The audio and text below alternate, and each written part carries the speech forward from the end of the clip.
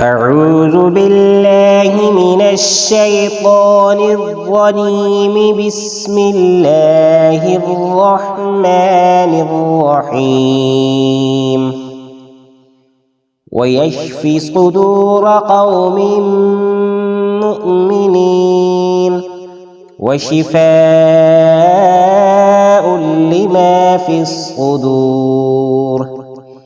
يخرج من بطونها شراب مختلف ألوانه فيه شفاء للناس.